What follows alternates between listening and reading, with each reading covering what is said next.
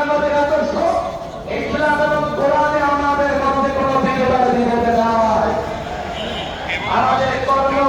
আমাদের কর্মপন্থা ভিন্নতার কারণে আমরা নানা দল সংগঠন তৈরি করেছি।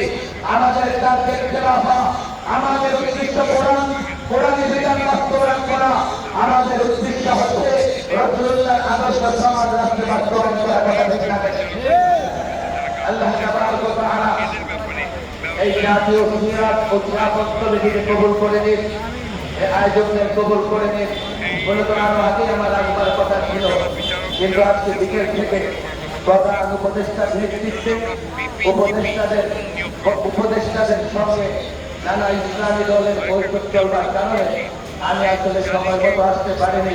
আল্লাহ তাবারক ওয়া তাআলা যেন আমাদের সকলের ভিতরে ঐক্য তৈরি করে দেয়।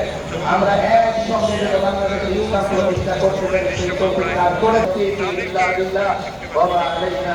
জামিন দেওয়া হচ্ছে, এটা উদ্বেগজনক বিষয়টা। জাযাকাল্লাহ।